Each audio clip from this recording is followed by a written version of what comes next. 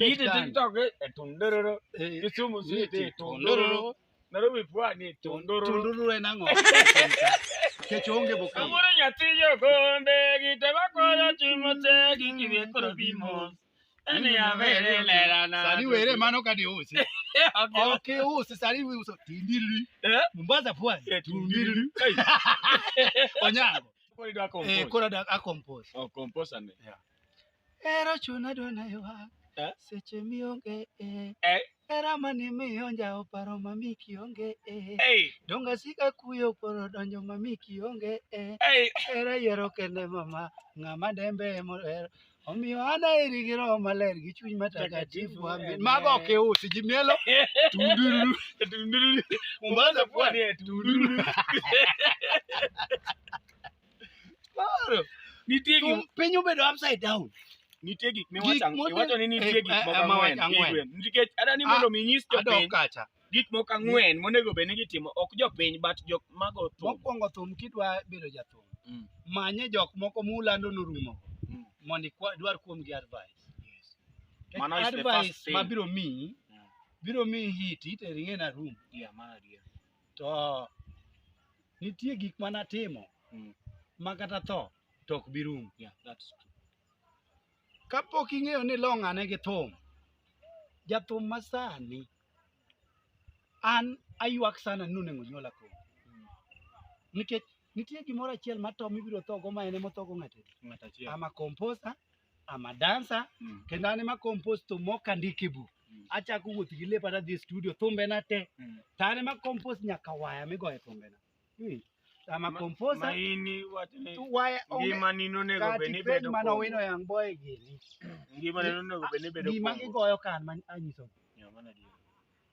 ana nego beni bedo ja Kongo nango dikoro jo Kongo promote each other nikech idhi ng'iyo ni iluo land jathum mane ma is a composer is a dancer is a singer manyalo timo gigi kata jothumwa magocho sani gi onge ng'ato yiwer mamit to ji mielone. Yes, but onge ng'ama jothumbe mag joluo to ok gi promote each other.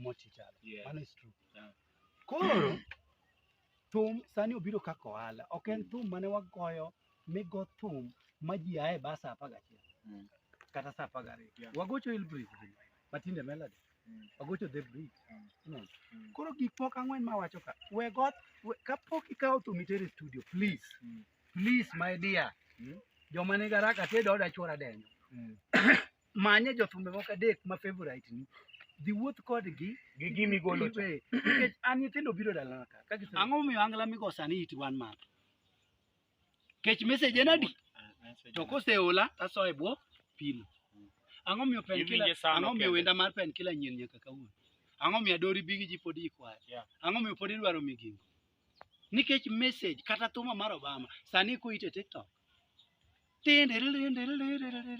ino kimiele nyaka mwache TikTok nikech waya no ane mana compose to nang'iyo gima unique maketo ka Ohangla ochako hit anyiso dola ka bari gur ma kono mera wane mane wan kodi e benga ka gi Princess June ok awuondi kwasike benga baba wadhi de dala dola ne wena wuondi dola nyisa ni wuod mama uda dhiambo jithindo gidhi itwani akono nene papa jewo osogo don liwinja geng wuod rom ne onyanga lemo nyam gigi kapod ngima to achaka gocho ne dola to dola ineno ka girumo kawuono ni uma basement giri koko biro jidhi akono mera wacham gi nyithindo no mera ano ka Ohangla ano ka nyako akono mera ba idhi kan sidi ni e piero tanda ni ano ka Ohangla ka ji ng'eng ne modonjo simba jauriri akono mera nyithindo gi luoko waka anakone anago kodgi apima ka boy landlord the studio awinjo ka giwero gima gibiro wero be chando